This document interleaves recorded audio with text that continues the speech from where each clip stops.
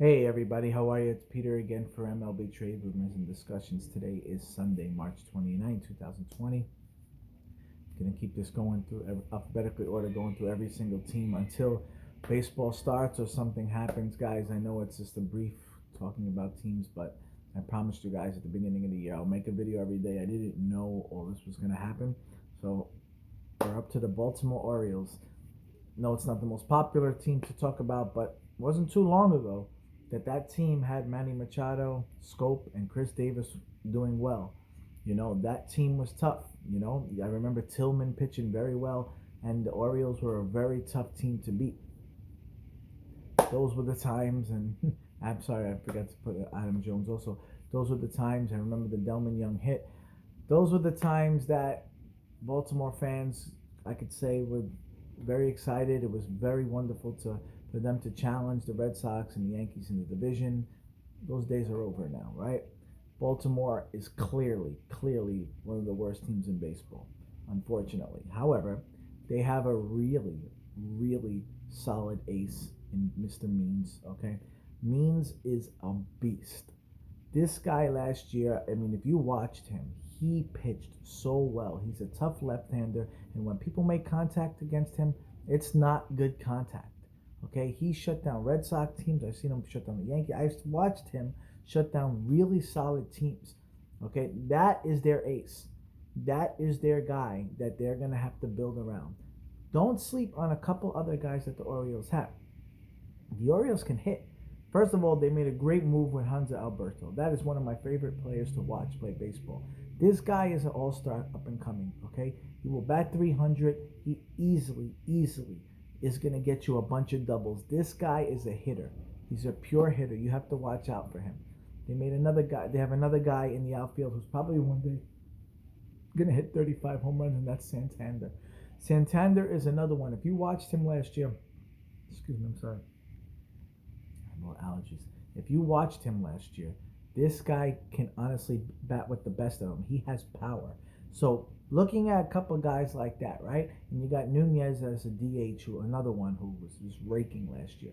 I went to watch it in Boston. I watched the Baltimore game, and that guy can hit. That guy can play. So they have about 3 or 4 players who can really do well. Maybe bat you 25 to 30 home runs from a couple of these, from Nunez and Santander. And then you got Alberto, maybe around 10 home runs, batting 3 something. You got a solid ace in Means. Now, after that, they got Iglesias at short, who honestly is a really good ball player, but that's just a fill in for now, right? It's just there.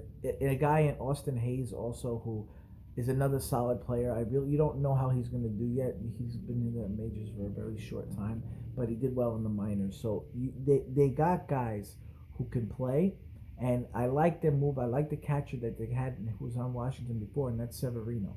Severino played well last year too. That's another guy who can do well. So they got some guys that they can build around, but they're in a really tough division, right? When you're in a division with the Yankees spending that money, with all the prospects the Yankees have, and you got Tampa Bay, who's another team who has sick amount of young players and a sick amount of honestly, that team is one of those teams who seem to just, even if they lose really good ball players, they're always constantly just redoing the team, and they always have young kids coming up doing well. So Tampa Bay will always be in it. Tampa Bay is just a good solid team, and they're young. If Glasnow can stay healthy, that's tough. Boston, you always seem to know Boston always has this great time, and they always usually have to restart for a little bit, and then in a couple of years they're always back in it again. So Boston again, and then you got Toronto, who's up and coming. Toronto made some splashes with getting Ryu, and Toronto can with Guerrero and Bichette and Biggio. It's a sick team that they have over there. So Baltimore's just stuck right now. Don't be fooled by their players. It's just that the other teams got better players, But their main guy, Baltimore, is Means. Means is the guy that they have to build around. Anytime you have an ace like that, no matter what, that can give you that, you got to build around him. They need a couple other pitchers. Looking at guys like Cobb, it's just not going to work. I feel for Cobb. He can never stay healthy. He actually, honestly, has some good stuff. You watch him, he does. He had some good stuff. It's just he can't stay healthy, that guy. So let's see what happens for Baltimore. But honestly, they're years away. They're years away from being a contender. I would say at least 5 years away. But they are fun to watch fantasy wise. They can hit. They always will go up against the team. They will go blow for blow with you. You know, they'll score 8. They'll give up 12, but they'll score 8. So that's why it's important for like guys like Means, because he can get the run support from those guys. They can play. You know, you never know. Maybe they'll surprise people and do a little early. It's a great place to play. The ballpark is always beautiful over there. Camden Yards is gorgeous. It's a ball flies out of there, but that makes it fun.